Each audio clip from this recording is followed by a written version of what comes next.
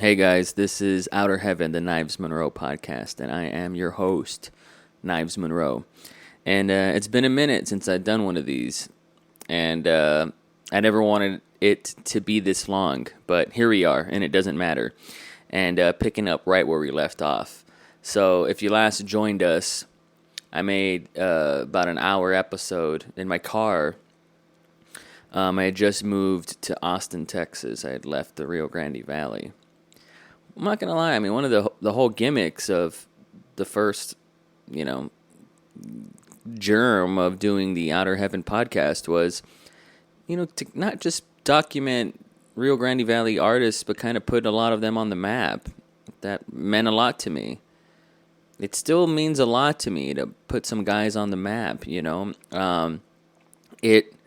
of the things that really excites me about doing this is one of these days there's going to be a hardcore fan of somebody that I talk to. They're going to go back and they're going to Google their favorite artist and they're going to find this podcast and they're going to hear that conversation and they're going to relate to that origin story. I mean, that's one of the big reasons why I'm doing this. I'm aiming towards episode 100. And this episode was fun, man. It came out of nowhere. You're going to hear a talk where, I just met Pseudonym Jones. I had just met him. And he asked me, he was like, where are we going to record this? And I was like, we'll just record it there. We met up at a Starbucks near the Arboretum here in Austin. And I'm actually very pleasantly surprised at how great the quality, I'm sorry, I have to say it, but how great the quality is and was of our conversation. You'll hear, some cars in the background. You'll hear some people. That can't be avoided. But goddamn, does it sound fucking great. And I love it. I love it. So I hope you guys enjoy that talk. I enjoyed it. It was great. Very interesting dude. Was kind of inspired by him. And he gave me the idea of finally an open mic that's around here. And I definitely want to crash it. It's actually tonight, on the day that this is going up, which is Tuesday. Oh, man. Jeez Louise. It is about 6 in the morning on a Tuesday. And, I'm usually up at this hour. It's not even a big deal. I mean, for the past 2-3 years, I've been a morning person, for sure, which I love. I mean, I love starting the day off with that kind of momentum. I love waking up, rolling out of bed and moving. That's the only way I'm going to have a great day. The other day, I've been working 6 days a week for a few weeks. And the other day I slept 12 hours, which I have not done, not counting, being sick. I have not done that, in 3 years, sleep about 12 hours. Oh, man, that was luxurious. It was scrum-diddly-umptious. It was so nice. I'm not going to lie. My body needed it, Rest is key. Going to sleep early is key. Waking up early is key, You fire off your metabolism, go ahead and eat something, get that energy. And I don't like, people who, they wake up, they got to get to work at 8. They wake up at 7:45.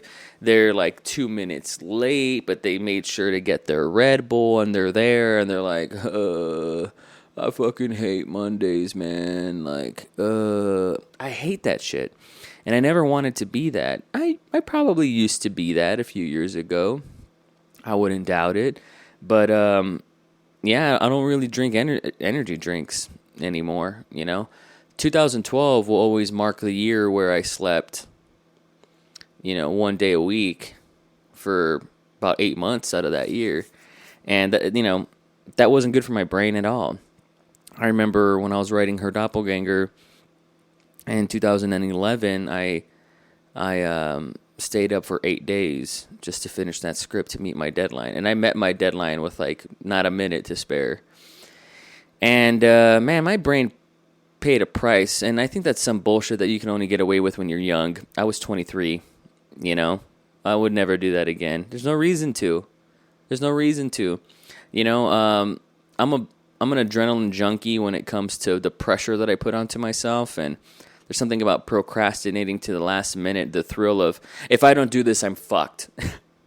that has motivated me for a very long time. I'm not going to lie. But, I've been getting my shit together in a real way. I believe that you are what you do consistently, and I think human beings are habitual creatures, and, people that are successful got a whole list of habits that they do that people that aren't successful don't have the balls or guts or will or drive to do.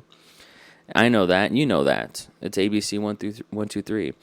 And so if waking up in the morning, has something to do with that, I'm going to do it. It's not a big fucking deal, How many millennials, how many 20-some odd-year-olds are actually look at things that way? I don't know. Where are you? I want to meet you.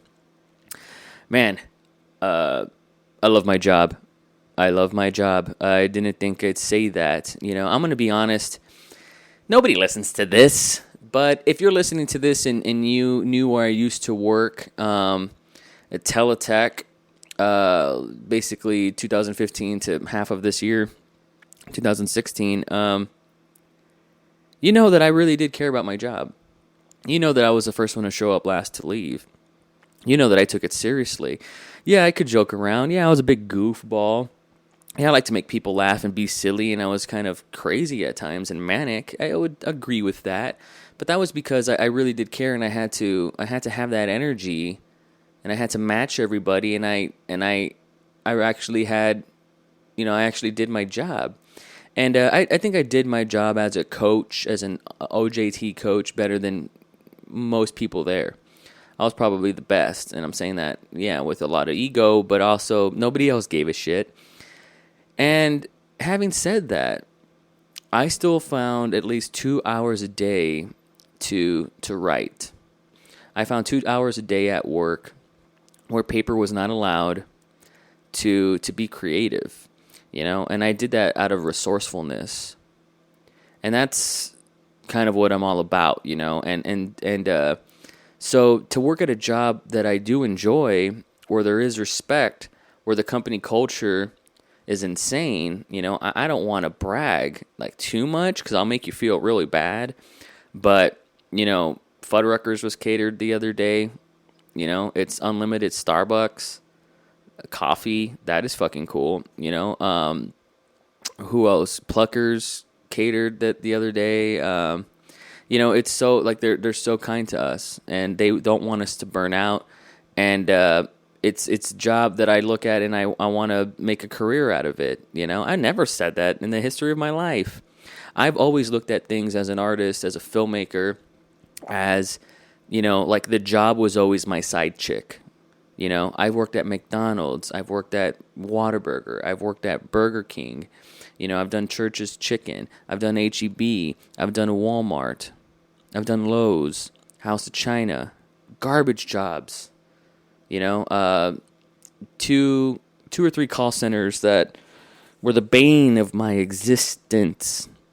And this was the first job I've ever had, and I'm not just saying this, but I mean, like I said, I've been putting over I've been doing 60-hour weeks by choice, because the opportunity is there. Because when you're going to want those hours, they're not going to be there anymore, right? You got to get in while the getting's good. You got to strike while the iron's hot, and that's a lot of work, and I want to do it, and it's fun. And I'm not burning out, and I still have time to enjoy myself.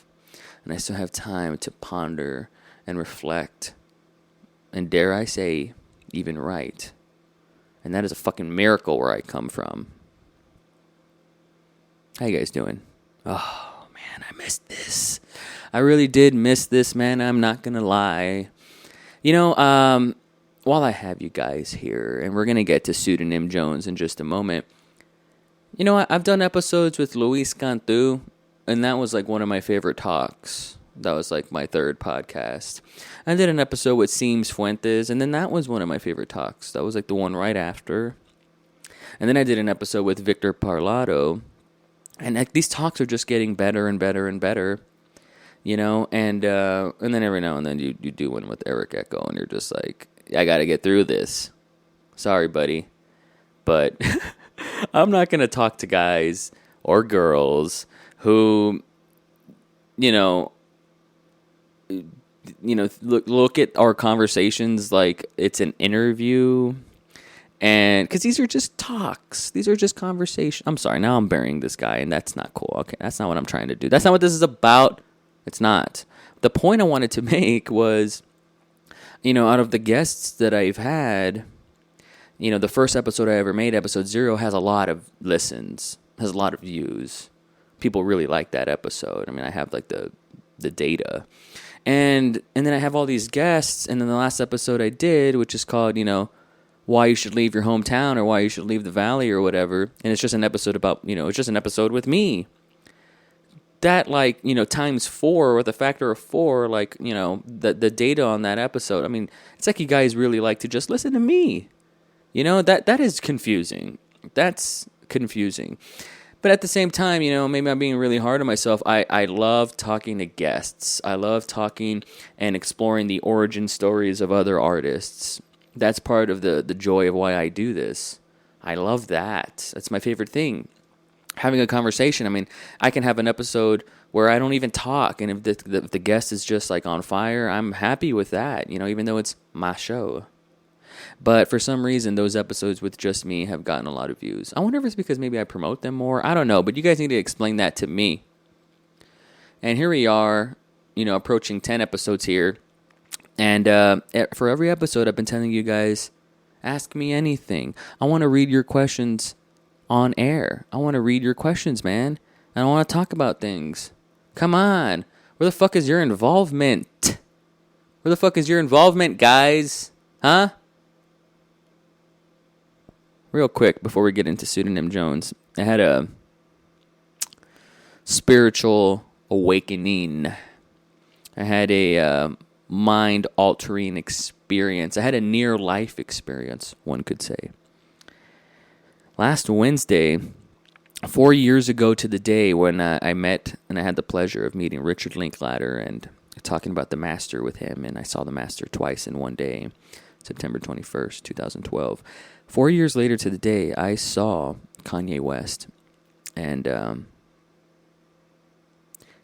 never be in the heyday of the Beatles or Elvis Presley, or, I'll never be in the heyday of the gods. I'll never would have shook Steve Jobs' hand, right? And that bums me out because those guys are heroes, and gods in a lot of ways. But I can say that I was in the presence of a god, and I can say I saw Kanye, and his show was insane. It was the St. Pablo tour. A lot of magical moments. I cried. He sang Only One, the whole thing, and I've ran so many miles listening to that song and anchoring it that it's become this trigger that I think about my kids every time I hear it. And, had a magical experience, and it reminded me why I want to do this. Art, leave a legacy behind, creating products. And you look at Kanye West and say whatever the fuck you want to say about him. But nobody around right now is making that level of quality at the consistency of this man. And he has his hands in so many different cookie jars. I mean, he's incredible. And I look forward to what this guy's going to do in the next 10, 20 years as well. And I'll be there. I'm going to see Sia with Claire in November. Man, I'm hyped about that. That's going to be fucking fun. Frank Irwin Center. That should be good. And, Evanescence, Amy Lee is going to come down November 1st. And I'm trying to manifest, like $200 to fall into my lap. The tickets aren't that expensive, but I want to be close. I don't even think tickets are available. But Evanescence is also one of those that I need to see before I die. I've just been listening to Amy Lee all week. I'm going to continue to do so. How do you like that? I never grew up. Always stay 16, guys. Well, this intro was fun. There's a lot of stuff I want to talk about. Ask me questions. Okay? Send me questions at theouterheaven, HAEVEN, @gmail.com, or knivesmonroe@gmail.com. Whatever you want. I want to have a dialogue. All right? I enjoy doing a monologue, but I want to have a dialogue. So send me fucking questions. All right? Don't be a bum. Okay? Not wait while you're driving. That's weird. Okay? If you're driving right now and you're listening to this, don't try to send me don't.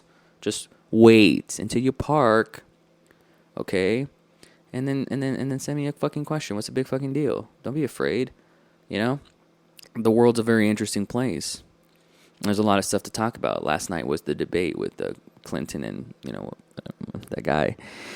And I was at the gym yesterday, and on two screens that were in front of me was the debate, and the other one was Monday Night Raw, professional wrestling, WWE. And I was like, this is a freak show. Both of these things are, like, happening right now. So, God damn it.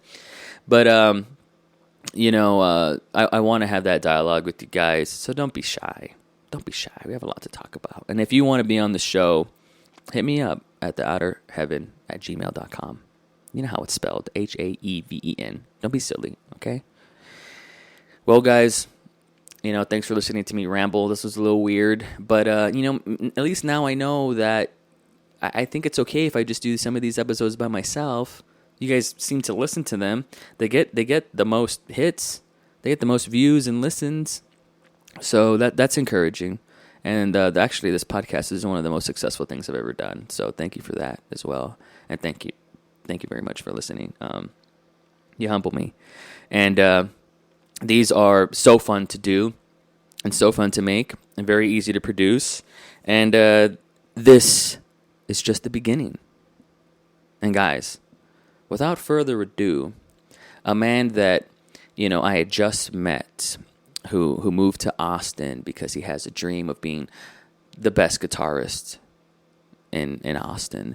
A guy that I just met who creates beats and sells them, and one of these dudes that is like a very good looking guy, and he can kind of do it all, and he seems like a very eclectic individual. We talk about all kinds of cool things here. We talk about Drake, we talk about Kanye, we talk about school. And going to an art school, and how was that? Was it worth it? I was surprised that he said that nobody had ever asked him that before. We had a great conversation, so I want you guys to check it out. Each episode that I make, and I'm not no-selling the one previous, but it becomes my favorite episode. This is definitely one of my favorite talks. So guys, without further ado, Pseudonym Jones. What I like to do is this is my first podcast in a month. Nice. I did 6 in a row, bi-weekly. It was like 2 every week, Monday and Thursdays. Okay. And I moved over here, and it took me a while to get situated. It took me a while to, it actually didn't take me long to get a job, but just to get my brain back on track. Yeah. My brain's finally back on track. Got a path and a direction to move. Exactly. Yeah. And I didn't want to, I had no intention in quitting doing this, but I really wanted to find, guests. I really wanted to find people that I wanted to get to know their origin story and everything. But reach out and connect. Yeah, Best way to do it. And I put this on iTunes. I put it on SoundCloud as well, and I'll record a video, and I'll put it on YouTube. Yeah. And surprisingly, like the YouTube views are like double, but it's a podcast. Yeah, it's weird. Isn't that weird? Like a picture in the background or anything? No, I watermark it, but it's just the person having the conversation. Yeah. So maybe it's that God-like voice you got. It's not me. Yeah, it might be. I don't know. Nah. But I love your voice, man. So I'm here with Pseudonym Jones. We just met 5 minutes ago. Yeah. And we're already like family. You coming to my daughter's bar mitzvah, right? Yeah. I put an ad out in Craigslist, looking for podcast guests, and you responded in about 5 minutes. Yeah. I was in the area. So I guess we both lucked out, right? Yeah, no, we did, man. Hopefully this is the beginning of a beautiful friendship. Oh, yeah. I mean that. We were talking off mic, and you said, we were talking about how filmmaking is a dirty word. Oh, yes. But you do short films. Yeah. Tell me more about not how you make short films, but when you decided that that's something you wanted to do. Yeah. Well, I guess to clear the air, for me, the only true dirty film would be, the adult films. So, but, some of them are less dirty than others. But what I do for a majority of my time is short films, such as, comical films. I've seen things like King Batch off of Vine or Instagram. Basically, it's just trying to make people laugh in, maybe 30 30 seconds to a minute, things like that. I also like making cartoon documentaries or animated documentaries. I have one called Euphoria Evolving with Opium, and it basically takes you through the progress of opium, how it started in Greece and in India, and then eventually made its way into the pharmaceutical industry, and the pharmaceutical industry makes billions of dollars off of it now, and it kind of just it draws a line through the history of opiates. And hopefully, it'll help people, try to make it funny, engaging, and at the very most, something that people can learn a lot from. Cartoon documentary. That's the first time I've ever heard that. Well, it's more of an animated documentary. Have you ever seen Game Theory with Matt Pat on YouTube? Game Theory? No, I don't No? think I Okay.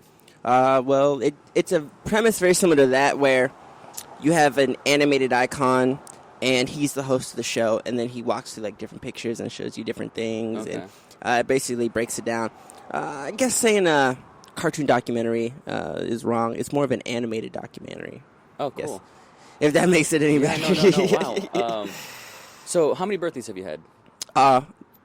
26. 26. You're still very young. Yeah, You're a baby. I think I had 27, but it was a leap year. Oh, really? Yeah. But you should be 27? No. I'm 26. 26. 26. Yeah. That's cool, man. I remember being that young. No. And, I talk to as many old people with big quotation marks that I can. And oftentimes I find that they would trade their balls to be 26 again. And then make all those same mistakes again. But in 2016, yeah. The fact that we can even do this on the go, that wasn't around during their time. Absolutely. They couldn't express themselves, Absolutely. They couldn't make animated documentaries if they wanted to, you know what I mean? It's a very great time. So I guess what I'm saying is you're 26, you still have your life ahead of you, you know what I mean? That's super exciting. When did you decide when did you decide that you wanted to be an artist, or that you were an artist? The whole age thing, if time just wants to stop right now for me and just like keep me here, I'd be totally happy. I'll probably say the same thing when I'm like 58. But the thing that made me want to become an artist is I've always been a teacher, somebody that's always wanted to nurture and kind of show people, information, show people how to possibly better their life, things like that. And so I decided that art was a great way for me to, get my voice out there, entertain the people, and, possibly be successful enough to make some money at it. There are a lot of starving artists out there, but the ones that do make it have the ability to shape culture, shape the world, and help people to the maximum degree possible. And so I also enjoy music. Music's my main forte, but as an audio engineer, that's kind of pushed me into the realm of theater. I work at Bass Concert Hall as well as the Long Center as my day job, quote unquote day job. And I see Broadway concerts, I see like artist concerts, a variety of different showing of talent. And every night I'm just like, why am I back here when I should be on stage? And it drives me. More than anything else. And just seeing the success of all these other people just makes me want it even more. And so that's one of the main reasons why I moved to Austin, is because I wanted to be more of a serious artist. And Austin is the live music capital of the world. Which, in some respects to that, you wouldn't want to move there, You always hear about, the people who are like, I'm going to be an actress or an actor, so I'm going to move to Hollywood, and they end up like waiting tables for 10 years, and it never breaks for them, So that could easily happen in Austin. The only good thing is that, you create your own music here, A lot of times actors or actresses, they're reading somebody else's work, and if they fall in line with somebody else that isn't very talented scriptwriter or filmmaker or whatever, then they suffer as well. Their reputation suffers, But as a musician, it all falls on your ability to play, Are you too drunk to be able to perform, Do you even have the ability to play your instrument, or do you know what you're doing? Things like that. So it's more self-reliant than acting, in my opinion. But, I still do this. I still do the art thing. If somebody was like, hey, you want to try out for this commercial role, I'd be like, okay, sure, In terms of acting? Yeah. So, like, I just want to entertain as best as possible. I want to do music, but I have, like, all these other ideas. Like, I have this, like, board game that I want to turn into, like, a drinking game. It's going to be kind of like Cards Against Humanity, but it's, like, this ridiculous drinking game. I also have a MIDI technology. I like to create circuitry and build different instruments. I have something called a beatboxer glove, which is a MIDI technology glove that it runs through USB and you can connect it into any computer that has a DAW. You can assign any virtual instrument to it. So with this glove, you can play piano off the glove, you can play guitar off the glove, bass, you can even assign drums to the glove. So using just your fingertips, you're able to produce multiple different sounds, as well as there's a variety of potentiometers and turnstiles on the top so that you can fluctuate the frequencies within each instrument. So I really feel like it could possibly be the next step for MIDI instruments. You know, everybody nowadays plays a MIDI keyboard, which is totally cool. You know, I play a MIDI keyboard, but the beatboxer glove would be a MIDI keyboard in a glove that you would wear. So That's mind blowing, man. And you made that. Yes. Yeah. You know, this past Wednesday, I was fortunate enough to go see Kanye. He came down here. Yeah, and Frank Owen. Yeah, and it was more spiritual than I thought it would be. It was more like communal. You know, like I would say maybe 1 out of 50 people like they didn't want to be there. Yeah. You know, they were just there because it was something to do on a Wednesday. Yeah. But there were some people that were, you know, hardcore Kanye fans from the beginning.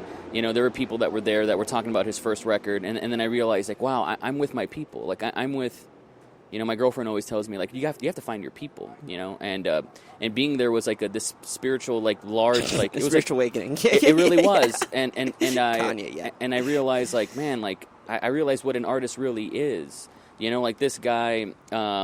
You know, the way he had his whole setup, you know, this guy does everything, you know. He's a director, he's a musician, he's a rapper. Now he's making, you know, he has his own clothing line that he takes very seriously and all this stuff. Well, the thing about music is that the music industry is completely destroyed. In order for you to continuously being successful is you have to take the money and name and prestige and whatever from music, you know, and then you move it over to other areas such as acting, or you move it to a clothing line, or you create title like what Jay-Z wants to do or is trying to do, or, you know, you make a book, you write a book or something, you know, because you're never going to stay the top of the music game now, you know. It's a very hard thing to do, especially with anybody that could set up a studio, like in a car, set up a studio in a hotel room. It's pretty much like about creating gateway drugs. Yeah, right? Like, it's like my music is a gateway drug for these people, and then this is going to be a gateway drug for these people, and then there's people that are just going to be fans of your books. Yeah. Or you could call it multiple streams of revenue. Yeah. Like, eventually you're not going to make $10 off that album. Eventually that album is going to sell for $3.99. Okay. When that happens, are you still going to be able to pay your car payments? Are you still going to be able to pay for your mansion? Are you still going to be able to pay for your escorts? Whatever. Sure. You know?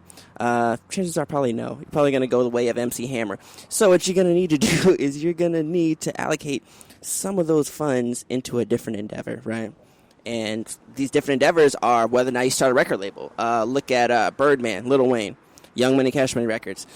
They knew their music wasn't going to last forever. You know, they made it. You broke through. You got your name out there. It's a household name. It'll probably be a household name for maybe a year, 2 years. Well, then they started to create their own record label. Well, then they have these younger generations that'll become the next household name, you know? And then you just keep trying to find different ways of converting the money you made here into something else. Businesses do it all the time, but when you become an entertainer, you have to almost do it for yourself. You have to, your name is the branding, you know?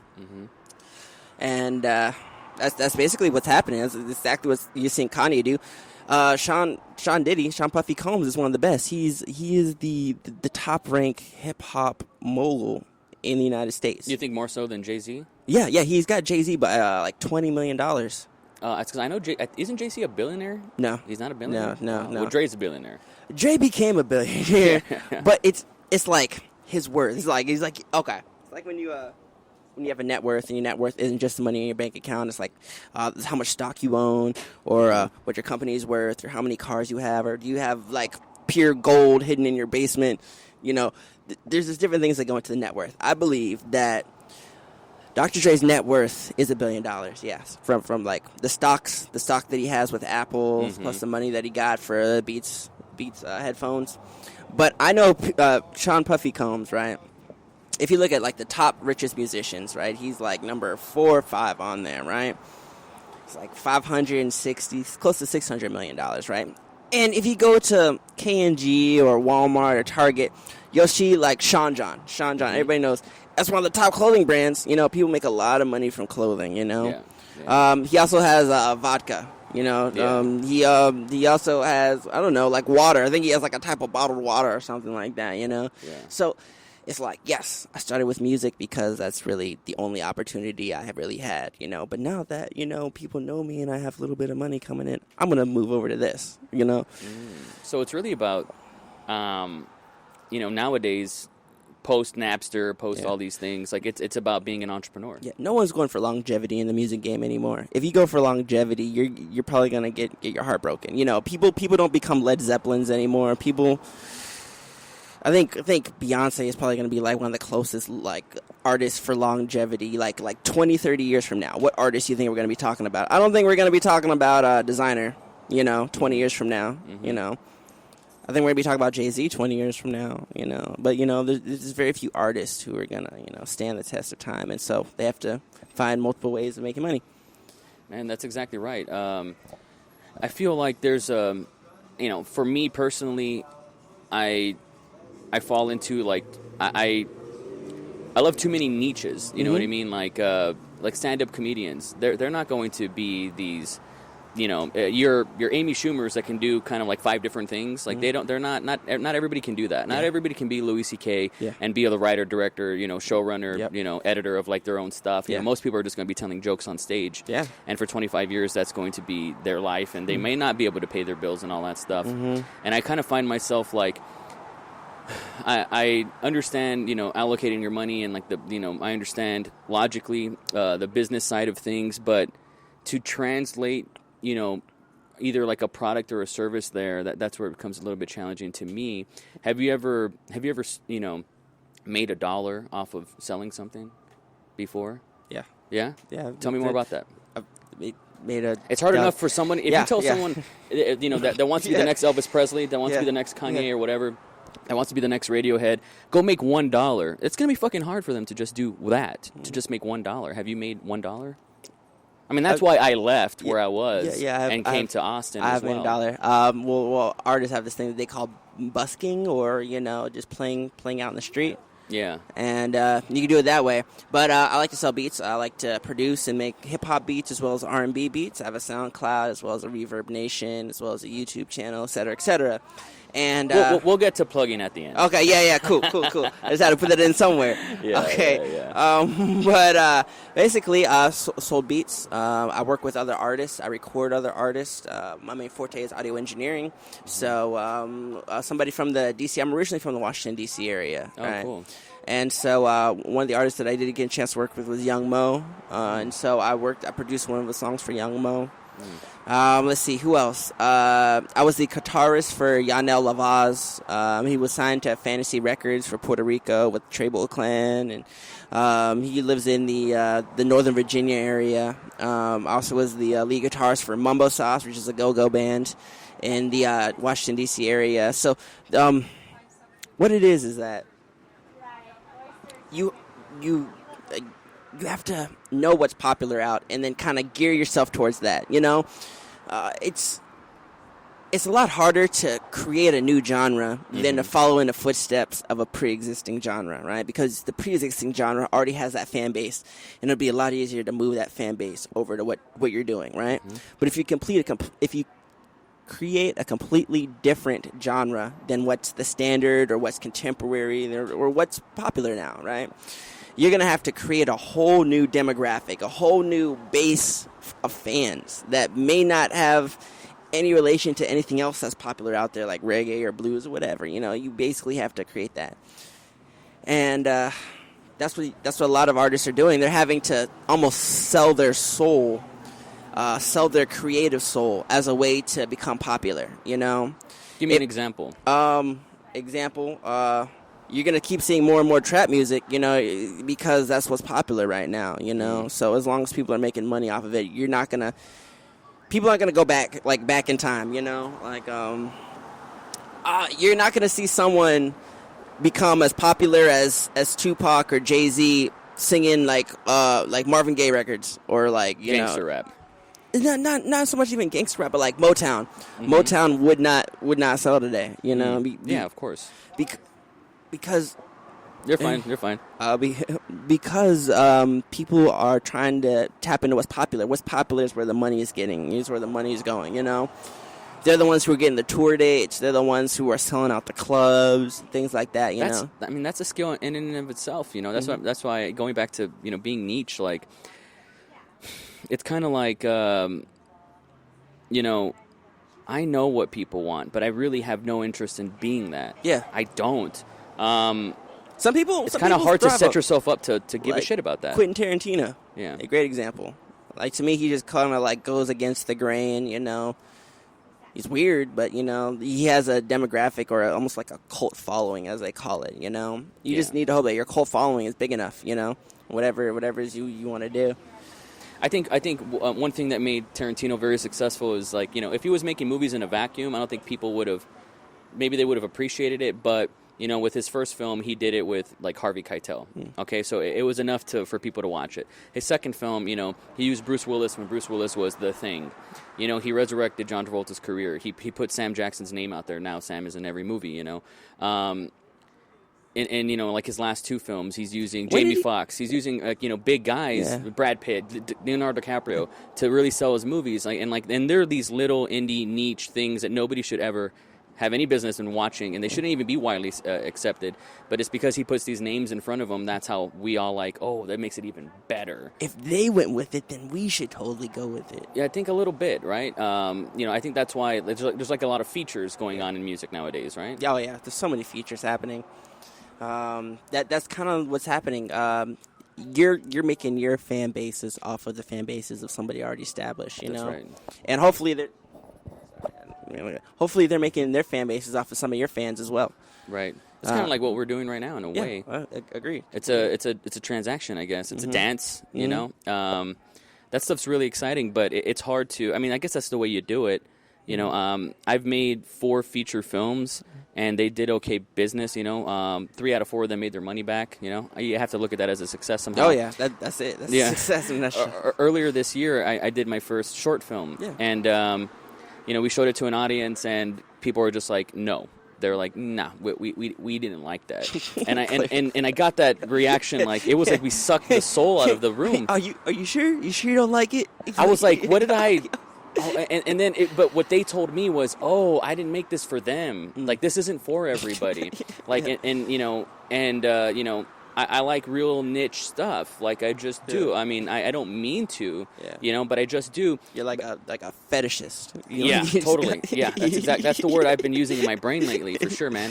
And to me, like, the hard part is, how do you make money out of that? How do you widely, cast a big net with that? That's really where I'm at right now, Strangely enough, out of everything that I've done, making movies, doing little shows, producing, editing, all this stuff, the podcast was the most popular thing out of everything. That's a little disappointing, if I'm being honest. It is. In terms of, like, I like having these different pillars, like you talk about fashion, music, and so on, acting, comedians. I call them pillars, and I like having them. And it taught me, wow, people really care about this. I'm going to do more of that, right? I'm not going to do less of it. I'm going to do more of it. And I love it. I wouldn't be doing this if I didn't love it. But it's kind of like, when I was we're roughly the same generation. I've always said, like, I feel like we're the Pokemon generation. Like, that's what was in our time, That was our Motown. And our Motown, yeah. And in 1999, even like in the early 2000s, like, what a filmmaker was, like, you didn't want to call yourself a filmmaker earlier because of what it means today. But I feel like what filmmaker meant to me, like in 2000, is what entrepreneur means to people and kids today. It's not a dirty, tainted word. It's saying, I'm a director. I'm this guy that gets shit done. I'm a visionary and like all these things. Now everybody's a filmmaker. Like every Vine person's a filmmaker. People are making movies on Snapchat, and that's great. But it's kind of killed what a filmmaker was. I was talking to one of my friends yesterday at work, and I was like, name me one movie that you loved in the past 5 years, that you loved. And he couldn't. And I was like, that's why I don't watch new shit. You know, I'll watch old stuff that's new to me. You know, it's hard to try to find the thing that's going to put you over. That's something that you love doing. You know, I made that short film earlier this year, and it wasn't for a wide audience. And it taught me, they told me, and it was fine. I didn't take it hard or personal. It was just like, oh, okay, I grew a level and I understood. But it taught me, you know, not only do you have to find your people, but how do you do something that everybody knows is dynamite? Yeah. That's kind of hard. But you're sneaky about it, and you're putting things that get you off in it. Well, like how do you exploit your fetish? Yeah. You know what I mean? How do you trust your judgment of what is good? Like when you watch a movie, you're like, that was a good movie, even if you don't ask anybody else. Like, yeah, for sure. And when you decide something is good, is your premise of good reinforced by other people? No. No. I don't think so. Like, do I get a lot of like, I agree with you, Knives? Do I get stuff like that? I don't think so. You know, I think the stuff that I like was always like the redheaded stepchildren of those mediums. Like, I'll give you an example. Professional wrestling. I love professional wrestling, but it's not this like widely. I mean, it like there's some popular things. Everybody knows who The Rock is or whatever. But if Undertaker. if you tell people like I like professional wrestling, odds are that random person you told is going to be like you, right? Another thing that I really like that like has informed my my artistry is Jackass. When those guys were doing what they did, I was like, I get it, I love it, I'm all about that. You know what I mean? I feel like, you know, and I've been told this before. I don't think I make like really, really good art, but I think I think I do experimentations, and sometimes the ones that hit, but I make a lot of the ones that miss. And I think I trust, you know, you asked me earlier, like if I trust that I like good shit, I think I'm more ready to abandon what I think is good shit, because I'm like, anybody can do that, and I'll try something new. I'll try something different.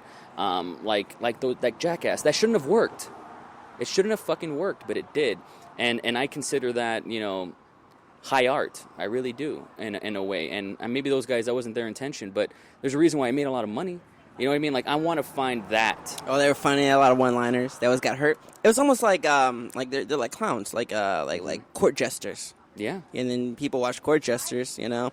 And it was almost like, what are they gonna do next? Like when Steve-O like stapled his nuts to his leg. Oh, like that's too much, Steve-O. Right. What are you gonna do next, though? Or sticking a toy car up your butt. Yeah, and that's getting just an X-ray. funny. Yeah, that is fucking genius.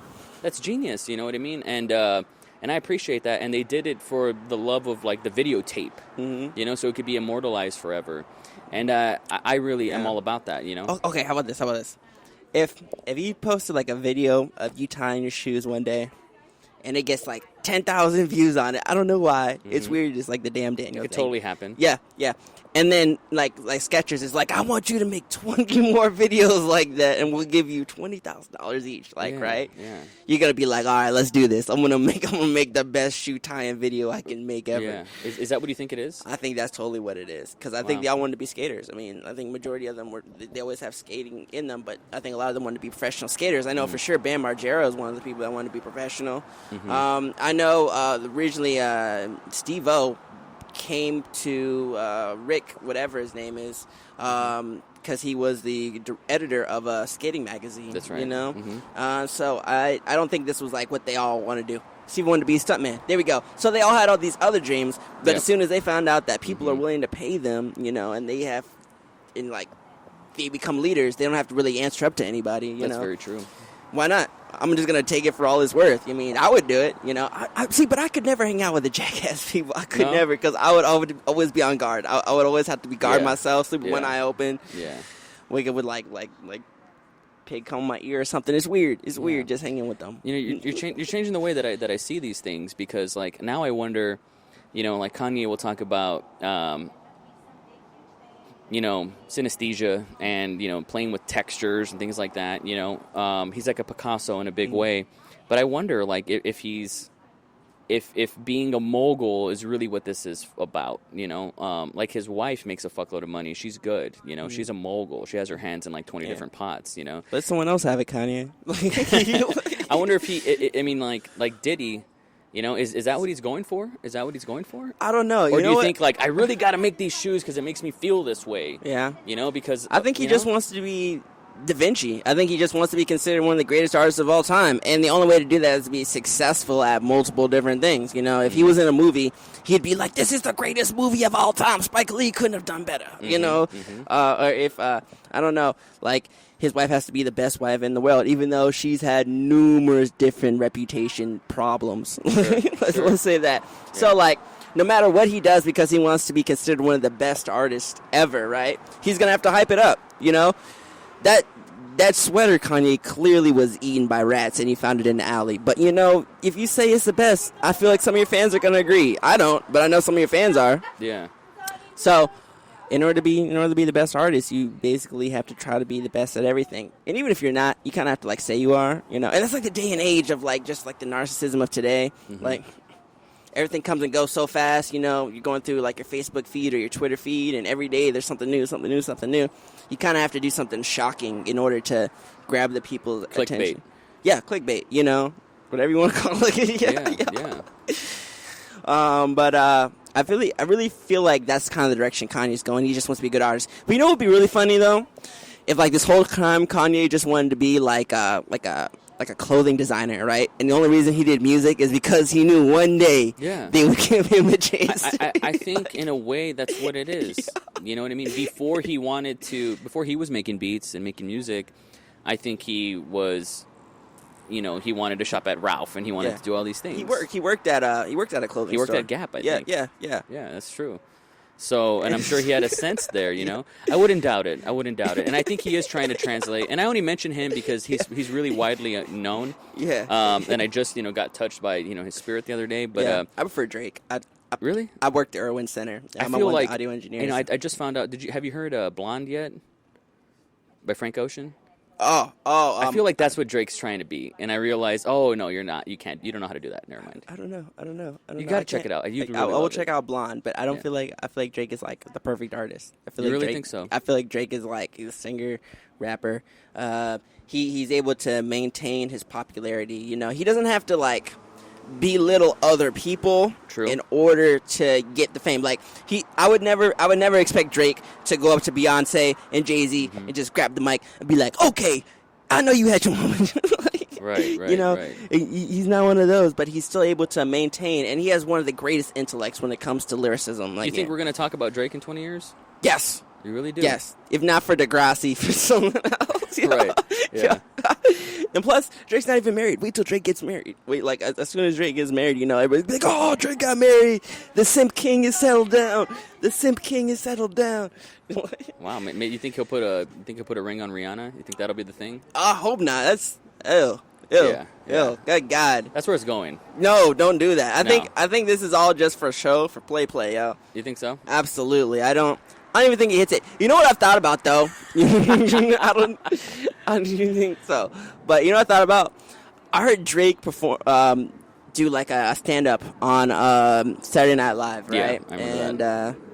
He has a real feminine voice, like, and I was like, what if Drake's gay?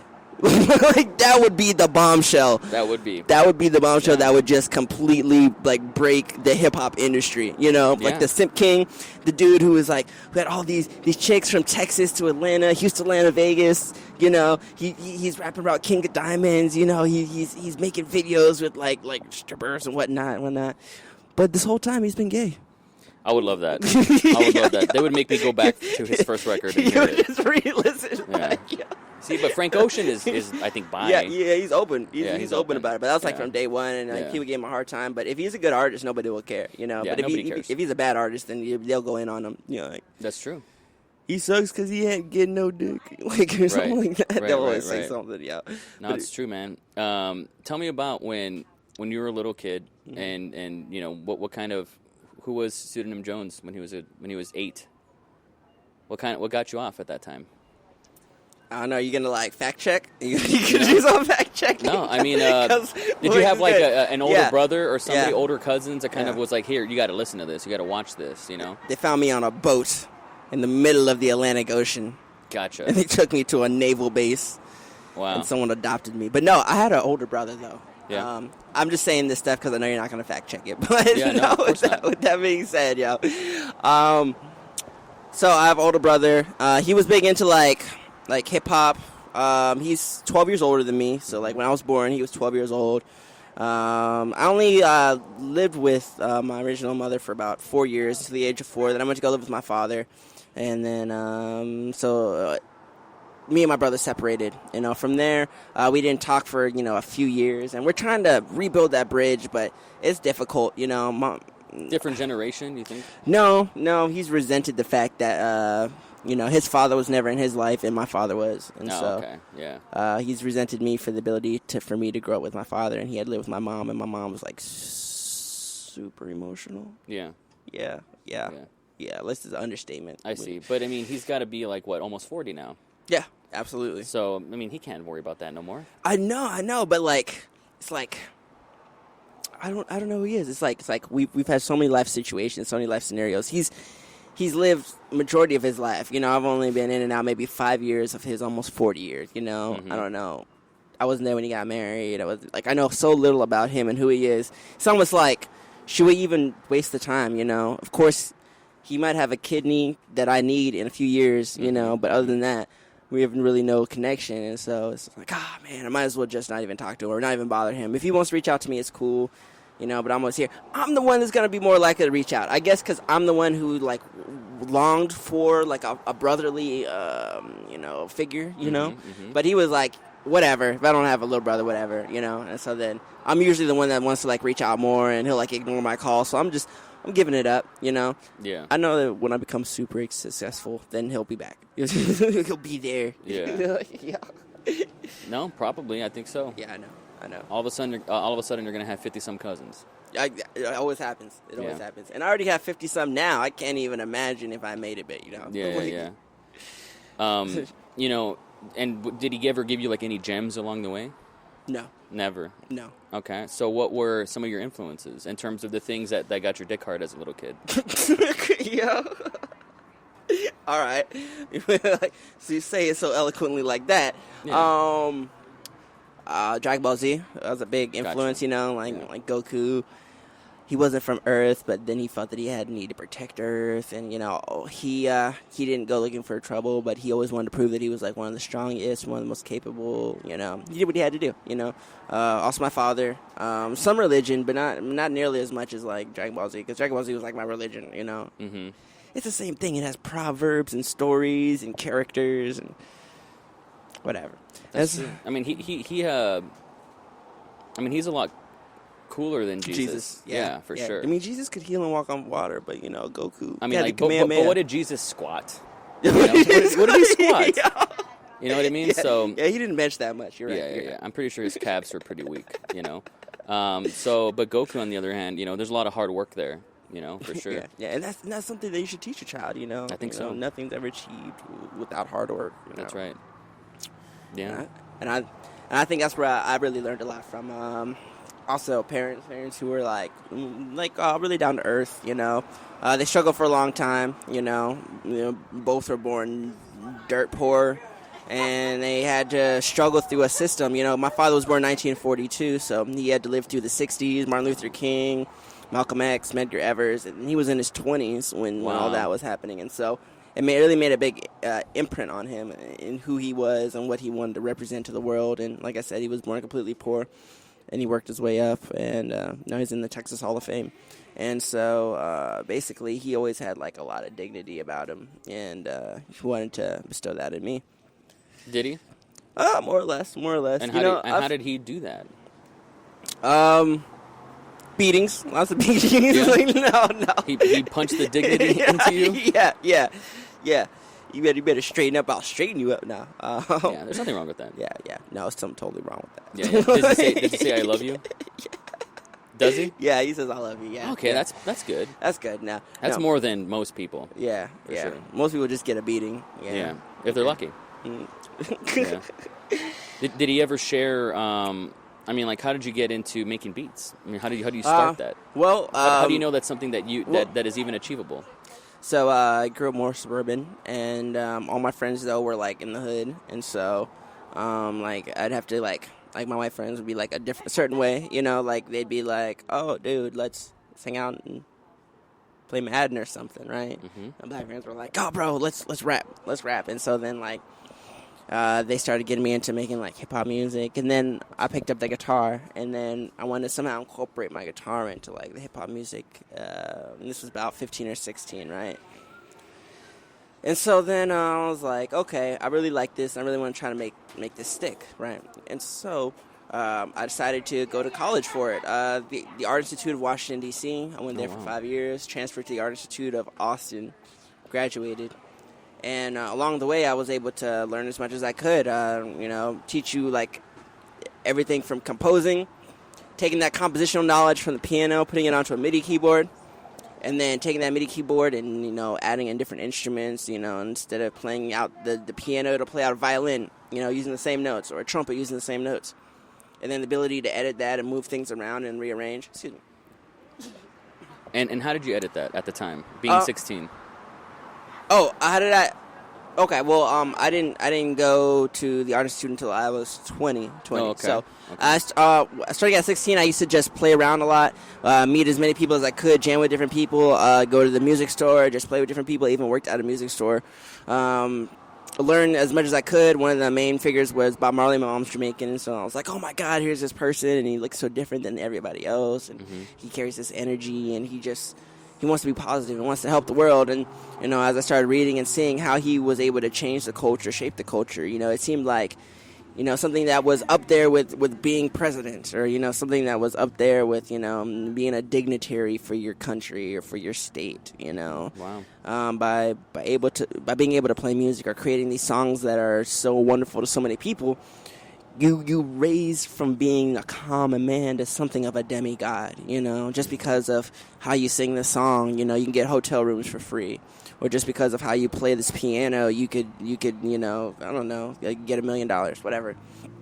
So these are things that were like, oh man, all I have to do is just like do this, and I mean, it's the same thing as like I feel like politicians do, they just meet each other, talk BS, what are you doing this Sunday? What are you doing this Tuesday? Whatever. How do you feel about these certain deals?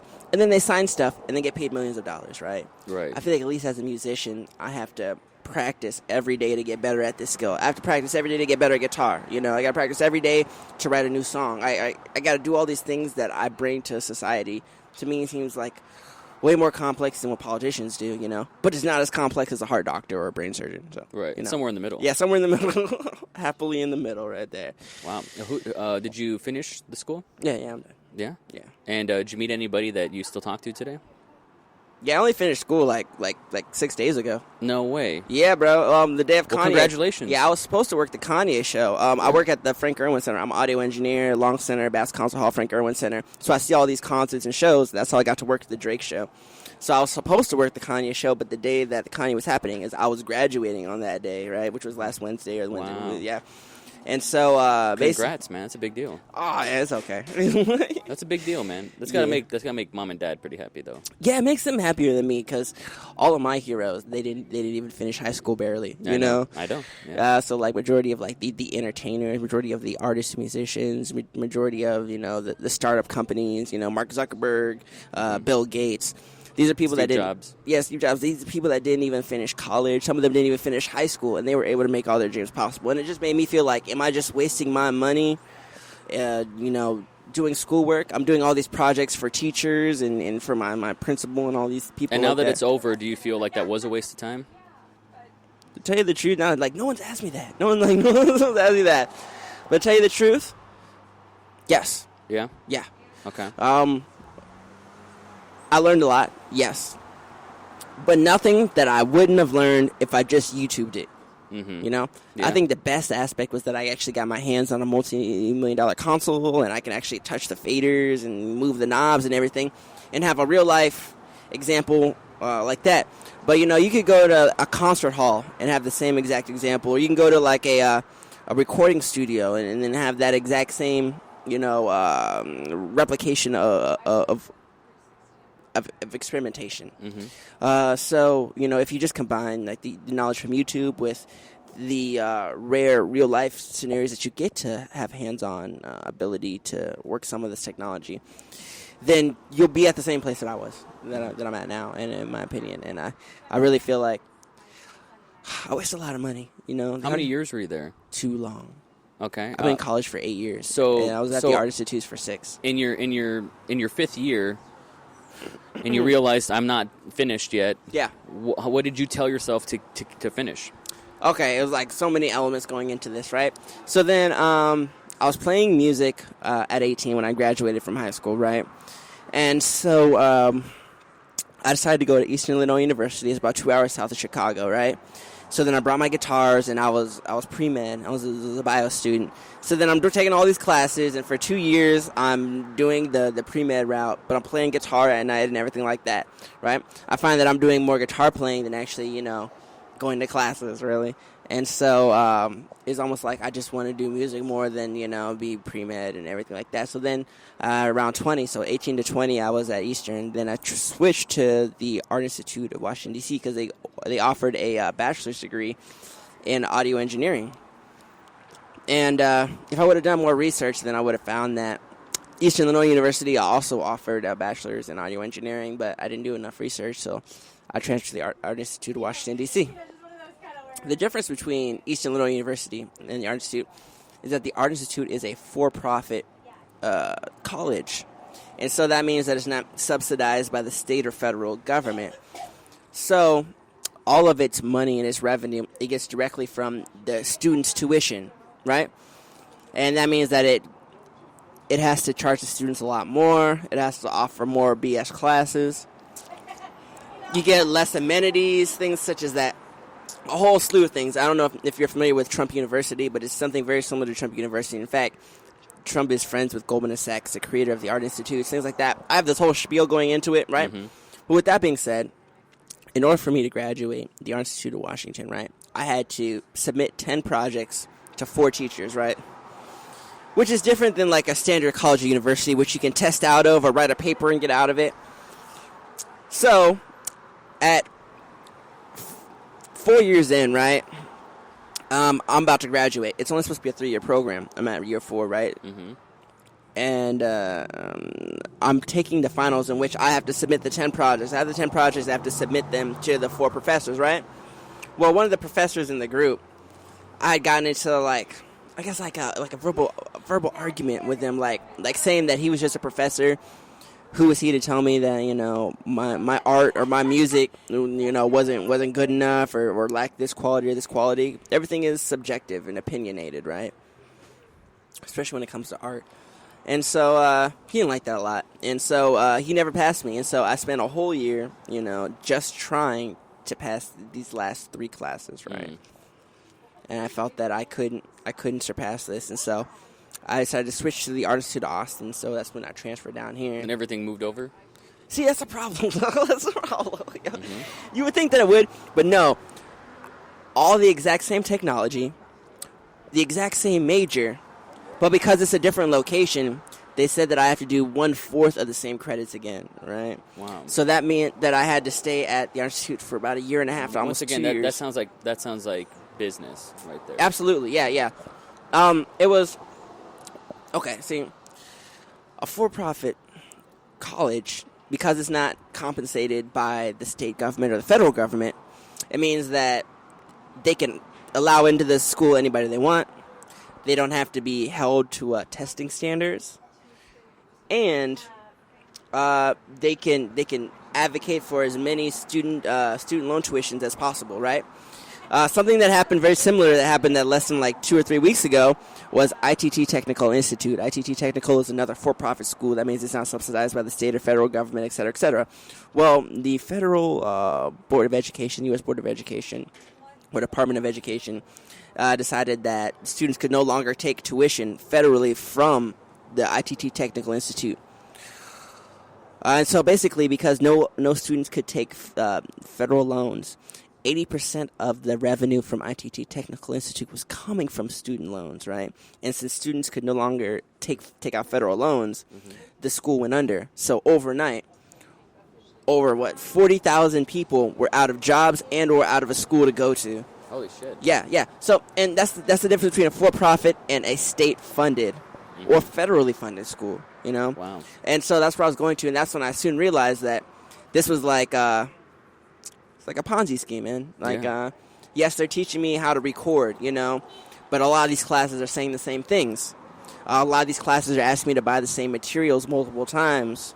I'm paying more for this college than I am for Austin Community College, and we don't have a cafeteria. You know, all we have are a couple microwaves and things like that, you know. So that's one of the reasons why I'm a little bitter about it. But no, I get it. That's one of the reasons why in 07 or whenever it was, I had a girlfriend at the time who was like, go to school, you know, like your filmmaking is not real. And I was like, okay, you know, and it was one of those things where, you know, was thinking with my dick or whatever. And one day I rented There Will Be Blood, and I was supposed to go to school in like an hour, and I was like, I'll watch 30 minutes and then I'll go. And I ended up watching that movie 3 times in a row. Whoa. And I was like, what? I was like, fuck, I no, like school was not for me, you know, it's for some people. You know, my girlfriend's getting her master's, and, you know, she's almost there, and I'm very proud of her, and that's great, and it's going to open doors for her. But for me, that just wasn't my bag. I just wasn't, that my wiring was never in sync with that. I saw right away that, you know, I wanted to get out while I could in terms of the money. You know, I don't know what your debt situation is like. I hope it's, you know, very, very sparse. There's like 120K. Yeah, you know, is it worth it? I mean, you could say my brain is worth that much. Yeah. That is how much, you know, money I put into my brain. Yeah. And I can get behind that. But I knew, I was like, you know, a lot of I call them my dads, you know, because I never had a dad, but like, you know, like a Quentin Tarantino, this guy dropped out when he was a freshman, you know, in high school. And like a guy like Eminem dropped out when he was a freshman in high school and all these things. I was like, if you're just that goddamn good and you put in the work, you're going to be fine. I believe that. I still believe that to this day, and I never got that college education, you know. So I feel you there, you know. I kind of feel like it is a business. You know, there's entrepreneurs that never went to school. You know, that's just what it is.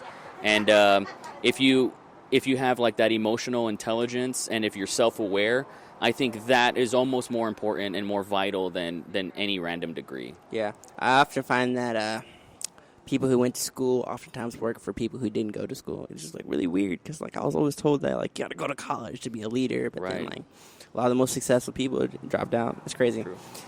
And I think it's a small percentage, you know. I can easily say it's like a small percentage, but the fact that they're there and that they exist, yeah, that's the crazy part of it all. College has like more than doubled in terms of its cost in the past 20 years. Yeah. More than doubled? It used to be free. You know that? Like in the 40s and 50s. I think my mother paid like $500 a semester. Yeah. Yeah. That's ridiculous. Yeah. Yeah. No, that's really fucked up. I mean, you would feel like America would want like to have all the college educated people they could get, right? But they don't. Yeah, they really don't. Weird. No, they don't. I mean, I don't want to get in, down that rabbit hole. Yeah, we can talk about conspiracies all day. Yeah. But you know, you just graduated 4 days ago. Yeah, you know, once again, I think that's a big deal. You know what I mean? Because it's irreversible. What kind of doors do you think? Are you looking for jobs? You know, what kind of doors does that open for you? Well, I've had jobs. I've been working this whole time. Like I said, the Long Center, Bass Concert Hall, Frank Irwin Are Center. you looking for those are all badass. Yeah. But what I'd want to do, right? Are you looking for a career? Like, are you looking for, I'm going to ride that all the way for 20, 30 years? I want to be the best guitarist in Austin. You know, that's like always been like my long-term dream, you know. It's funny, like when we were emailing each other, which that was weird. Yeah. Emailing. But who emails? Good God. Like we were emailing each other, and I was like, didn't I give this guy my number? But you were like, should I bring anything? And I didn't know what you did yet. Yeah. You know? And so I was going to be like, got a couple body parts over here. Because had I known, I would have been like, bring that fucking piano glove. Bring the glove, I would have said. But no, I mean, that's one thing I've always envied about musicians. I have some friends that are like crazy guitarists that like I get depressed hanging around with them. They piss it away, you know. They piss their skills away. But as a filmmaker, even as a podcaster at best, I can't go to the corner and make money out of that. Like, I have to.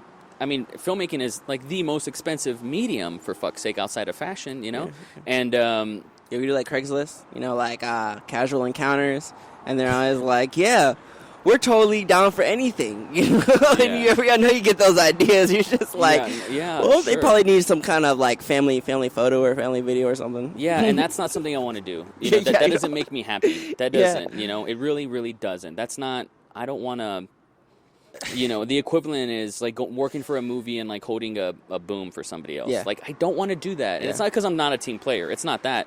But it's like selfish bastard. I want to make my own products, and I just want to put them out there and then work on the next thing. Like, it's the art, it's the journey. It's the art of creation that really gets me off. But where was I going with this? I really envy filmmakers and musicians on the street great corners. Filmmakers, but I envy musicians on the street corners because they can show you what they're all about. Yeah. Even the guys that are hitting buckets on 6th Street, like, I envy them. So if you want to be the greatest musician and the greatest guitarist, rather, in Austin, I envy that because I can see you doing that, and I can see you wowing anybody in your vicinity at any time.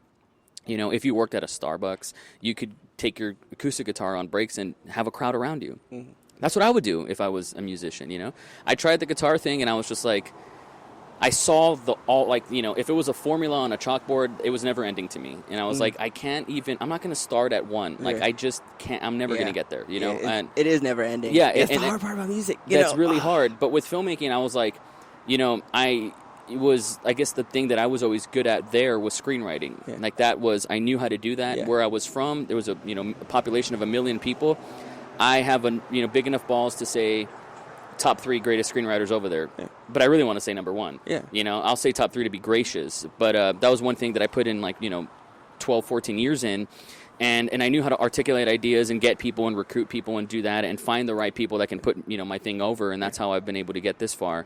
But that's not, I can't show you that. And at the end of the day, like, you spend thousands of dollars on a movie, and it's a little Blu-ray that you give to people. That's your product, and they have to take the time and attention to watch that. It's like, fuck, it's really sad, in a way. I feel like if the girl that has 50,000 Instagram followers gets more recognition or what have you than the guy that, took 4 years to make a movie. Yeah.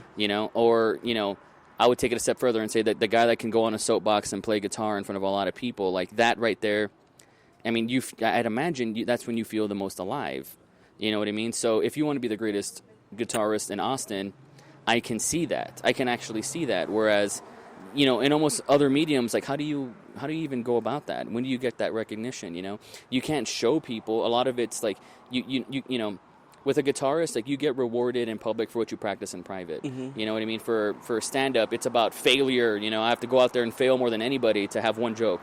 You know what I mean? And I appreciate all these things, but some people make their whole set about failing. It's just, like, phenomenal. Yeah. Those guys, they totally get it, and like I love self-deprecating, that. like Louis C.K. Yeah, very self-deprecating. Yeah, big time. He'll talk about it because foreign shtick or whatever, and people laugh because they're like, me too. And I get that, and there's money in that, and there's value in it. But how are you going to know when you're the greatest guitarist down here? Somebody will tell me. Yeah. Okay, it'll be like this. It'll be like when you're like one of the best like gunslingers in the West. All of the quote unquote best are gonna come to you and try to duel you out. But you gotta be the last one standing. So when I get to the point where I have some of the best coming to duel me, I feel like I'll be there. How long do you want to stay in Austin? Until something better comes along, to tell you the truth. Yeah. I'm one of those multiple streams of revenue people, Like, I'm doing my music every day, every night. But, if there's people that make real money doing what you want to do. That have houses down here doing what you want to do. So it's likely. Yeah. And it's a good place. Like music? Like for just music? Oh, yeah. I don't know, but I mean... When I was a maid, I would clean, musicians' houses, and I was like, how did a drummer get this 2-story house? Like, how did that happen? But they're out there, you know what I mean? So you can totally do it. And also, I don't know if LA is like your thing or New York, but this is a good place in terms of, a lot of talent, a lot of people, the state of mind that is around here. It is weird. And I think the cost of living helps as well. It's not as New York is like twice as expensive. Oh, absolutely. You got to make like 6 figures just to have an apartment there. That's fucked up. Yeah. So this isn't so bad, even though where I come from, this place is like twice or 3 times as expensive, but there's 10 times more opportunity. Yeah. And there's 40,000 times more value. So now this was the right decision for me, and I can kind of see me making camp here for a very, very long time. Yeah. I have a 10-year-old son and a 2-year-old daughter, and I can see my daughter going to college here if she wanted to. I'm 28. 28? Yeah. You're going on me? You're 28. What's so funny? I don't know. You said, yeah, okay. You were going on me. You said, like, I remember being that age. Yeah. Because I do, man. 26. I remember being that age. Like 2 years ago. I do, Yeah, but I do though, and it was a great time. But I made my first 2014. I made my first film in 2012. I was 24, and I thought I was old. Like, I thought, like, what took me so fucking long? Yeah, I feel old. The Beatles, they did their whole thing in their 20s. Mm-hmm. Paul Thomas Anderson, one of my favorite filmmakers, he made his first four films before he was 40. You know what I mean? And he did his first 3, which are like masterpieces, in his 20s. And Coppola was like 40, under 40 when he did Godfather 1 and 2. Apocalypse Now and all that shit. Yeah. You know what I mean? And so for me, like, being 24 and hadn't really done anything, the thing that handicapped me was being an aspiring filmmaker. I hated that. Mm-hmm. You know what I mean? I wanted to be a guy that was like, here, watch my shit. You know what I mean? And so being 26, I'm just like, but I realized I was too hard on myself being 24. I did the right thing, but I was really hard on myself. I was still very young. I'm still very young, You know what I also feel about filmmakers? You have a much harder job of having to almost like build this idea, I think as like a musician, you could be a solo musician. All you need is the instrument. But like to be a filmmaker, finding the people, like you have to write a script and then find the people capable of pursuing these ideas you have in your head. And manage these dozens of people's time. Yes. Yeah, that's really hard. And expensive in terms of not just money, but in terms of time. Yes. If you look at time as the most precious commodity, you have to ask yourself, do I want to spend 2 years doing this one thing? That's hard. That's really hard. I'm a big fan. I like DVDs. You probably like DVDs, but I like the director commentary. Me too, I only I'm all got about it. that. Yeah, I only get DVD if it has director commentary on it. Right. One of the funniest is Tropical Thunder. I love that. I fell in love with Robert Downey, who did the whole thing in character. Yeah, Sergeant Osiris. Just look at you. It was too funny. Yeah. But another one is if you watch Jason Goes to Hell. Okay. That one has a director commentary. And it was these like 23 and 24-year-olds first time ever like directing a movie, right? Wow. And they were in charge of like over 100 some people, and they almost had like no idea what they were doing. And he talked about like the whole thing and like how like they broke it down and having to like work with everybody. And like they had like a ratio, like every 7 minutes of murder, every other 7 minutes breasts. Like so they had like this ratio to keep. But it was the 80s, so you can't judge them. Let me ask you, and trigger warning for those people listening, and trigger warning for yourself, but have you ever been raped? Let me finish. In terms of, you made something that you loved and it was taken away from you, or you made something, or you got into a partnership with somebody and they stole something away from you, kind of not unlike Facebook, and things like that. Have you ever been taken advantage of in terms of, creatively? Oh yeah. Okay, I felt like, whoa, you got there. You're in there right now. Yeah, I was seeing it. I was living it. I was reliving it. That's PTSD right there. Tell me more about that, and tell me what you learned from it. It's PTSD for sure. I'll tell you an easy one. I worked on this music video. It's one of my first music videos with a friend back in the DC area, and I did like the filming, did the editing, made the beat. All they did was just put like their verse on it and show up for the music video. I edited the video, I had the camera, everything. Yeah. Okay. And so basically, when the video started to accumulate, I had his name on there, like gave him credits, right? But the video was under my YouTube channel. It wasn't like we had like a group YouTube channel, right? And he was like, oh, you're making all this money off of the YouTube channel, and it only had like 10,000 views on it. It wasn't that much, you know. And I was like, I'm not making any money. And he's like, but bro, if you're making money, man, you better split it with me. And I'm like, bro, I'm not making any money. If you want to see for yourself, bro, you can have the video here and put it on your own YouTube channel, you know. Mm-hmm. And he did that, but he didn't get as many views, and so he was still mad. And then I was like, dude, we both had the video. It was a really hard place to be, you know, because I just know. Did you consider this guy a friend? Yeah. But like I was telling him, I haven't made any money, you know. Like some of the views I actually had bought, you know, and he was like, "Nah, I don't believe you, man." So then he contacted YouTube, and he told them that like there was copyright infringement on the video, and so then they took it down and lost 10,000 views over nothing, you know. And I was like, "Oh, that's super lame," you know. Wow. There are times where I've been like offered money, you know. I had to DJ for Rich Boy. I don't know if you know what Rich Boy is. Throw some D's on it. Just bought a Cadillac, like early 2000s. So I'm DJing. This was back in like 2010, 2011 maybe. Yeah. And so then I'm DJing at this club. It's called Empire Club. And Rich Boy came through, and I was supposed to get like $350 for the night, right? And then the person who's going to pay me, the manager, by the time I was leaving, he was nowhere to be found, right? So then, you know, I couldn't stay there for like an hour and a half, 2 hours waiting for him. So then I'm on my way home, and I'm trying to call him. And then he picks up the phone after like the seventh time, and he's like, "Yeah, my bad, dude. I didn't make that much tonight. All right. Thanks though for coming through." And then he hung up. And so then and you have to go back and you have to remember how you negotiated yourself there, and you realize this guy from word one was gonna fuck me.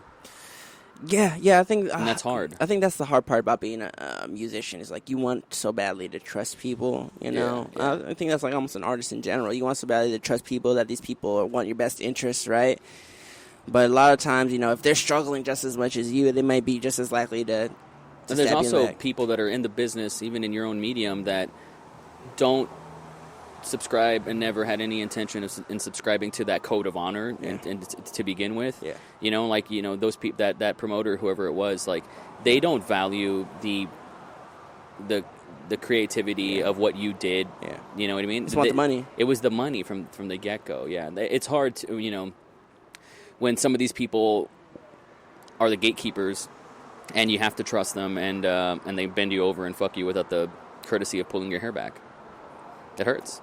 Is that from experience? 100%. Yeah, for sure, man. You know, I always have to be careful about talking about this just because there's people that, you know, say they want to sue me. That's what they say, but I haven't seen anything. No lawyers have contacted you yet? Not yet, but, and I doubt they will, you know, but there's people that I did a movie with who stole the movie from me, and I put, you know, $7,000, which is a fuckload of money for me, especially a guy with a family.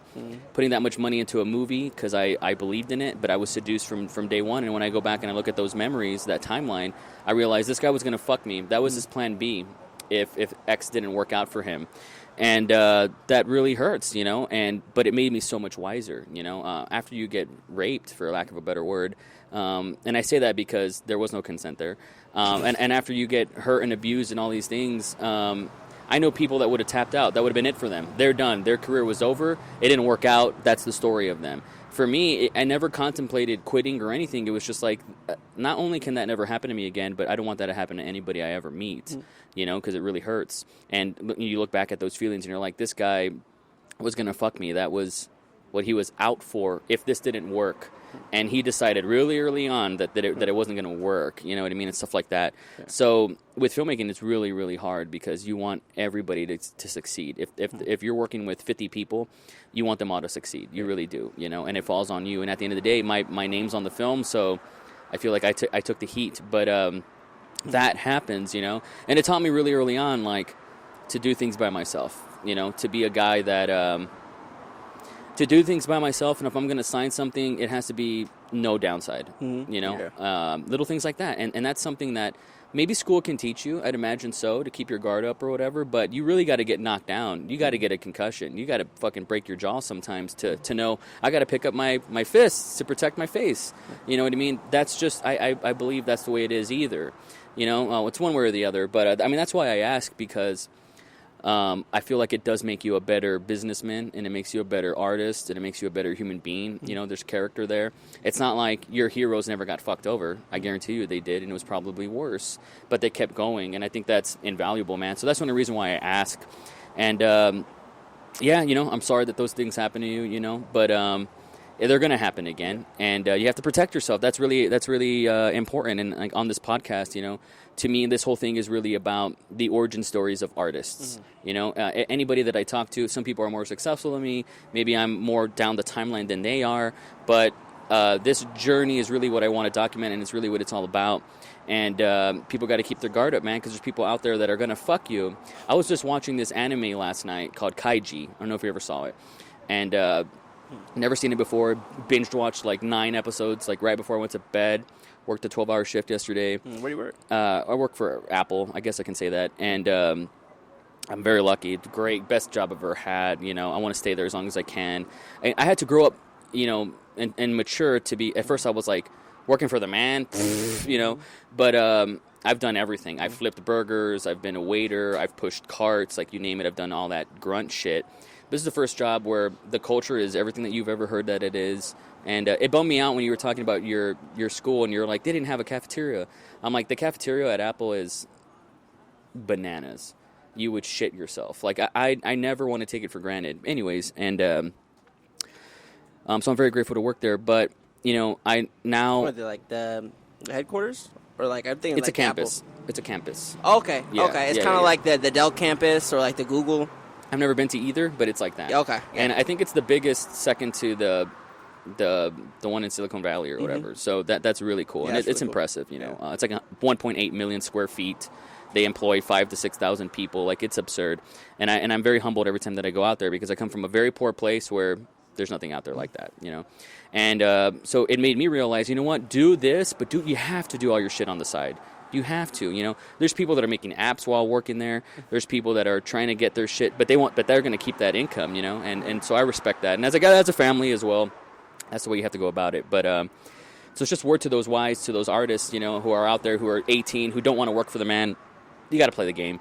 You know, going back to that anime, I'll give you the brief synopsis, because you have to watch it, dude. You'd fucking love it. I feel like if I had a company and I employed like 50 people or whatever, and I had to go through a training for them, like a 2-week training, the first 2 or 3 days would be showing them this anime, honestly, because it's great in terms of business. But they get these people that are low lives, that have so much debt in Japan, and they recruit all these people, like a dinner for schmucks type of thing, and they put them in this boat, and there's, I think, like maybe 200 of these bums that like steal hubcaps for money and stuff like that, and they give them an opportunity between $1 to $10 million, like, hey, take out some debt with us and use the money for whatever you want. But there's like an interest rate, like, and it's like, okay, so you have to pay this money back by the end of like the ship cruise. It's really crazy.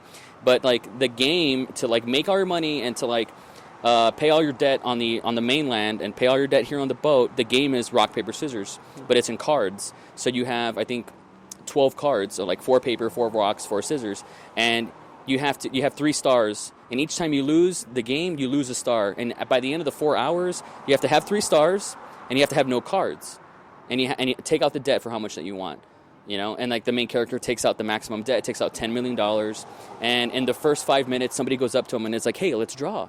You and me will just do rock, paper, and we'll draw our cards. We'll keep our stars, and we just wait out the 4 hours. And he's just like, fuck yeah, that's smart. Let's do that. And the guy fucked him over. You know, he put rock, he put paper. He's like, oops, that was an accident. One more time. You know, rock again. He put rock, he put paper again, and he took 2 of his stars, and he walked away. So now this guy has 5 stars. And he just fucked this guy who has 1 star, who went into debt for $10 million, has debt on the outside. That's the first episode, and you're just like, this guy got fucked, right? And it teaches you to keep your guard up and not trust anybody. And it keeps, for 9 episodes, you know, it's the 4 hours of being on that cruise, and this guy has to go places his brain he was not wired for. He has to become an entrepreneur in a way, become a businessman, become a capitalist in a way to protect himself and like use teamwork and all these things that he wasn't that guy on the outside, you know what I mean? And I'm only halfway done with it, and I hear it gets even wilder, but that kind of stuff to me is invaluable, and I wasn't taught that. You know, I didn't have a dad to teach me that. My mother wasn't around to teach me that. I didn't have an old brother to teach me that. I had to go through the machine and you know, come out on the other side of a less man, you know, but with a stronger heart. So that's something that I really want to impart to you. You know what I mean? I feel like you know that. I think you got a great head on your shoulders. I want to see where you're at 5-10 years from now. You know, I want to be like, fuck, you know. I want one guy to be like this, you know, one of your fans to be like this Pseudonym Jones hardcore fan, Google you and be like, wow, in 2016 he was on this podcast. Let me hear that, you know. And then, you know, but meanwhile I've had 200 podcasts, and this guy's going on episode 7 being like, wow, Pseudonym Jones, that was his origin story, you know. And that kid's 26. Meanwhile, you're 34. Like that's what I live for. You know, man, that's don't even remind me. That's what I really live for, man. One day, it's gonna happen. It's inevitable, man. And I want to create like this body of work that is also, like you said, teaching people. You know what I mean? There's value there, and if you can save, really, I feel like at the end of the day, I say I do this podcast forever, but I die, right? And it was 10 years of podcast. For that one kid that hears it and he becomes the Mark Zuckerberg, that's why I did it. Yeah. You know what I'm saying? That's the way to do it. Yeah, man. God damn it, we've been talking for a minute. Yeah. And I loved it, man. I'm sure you got other places to be, but any final thoughts? I do thank you for this. Final thoughts would be, to all the listeners out there, check out my website, www.officialpseudonym.com. I also have a mixtape called The Lost Opus on DatPiff, and I perform at the Skylark Lounge. Tell me more about that. Oh, yes. Skylark is like one of the oldest blues clubs here in Austin. Where is it? It's located on Airport Boulevard, down south, right off of 35. And it's Do they do open mics there? Yeah, they do open mics. Yes. What days? What time?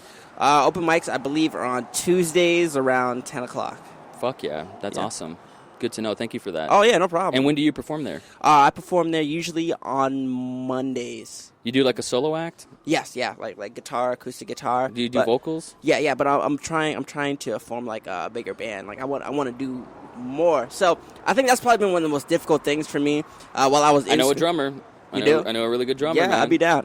Yeah, maybe you guys can jam. That'd be awesome. Thank you. Cool. I think that was one of the hardest things for me while I was in school and working.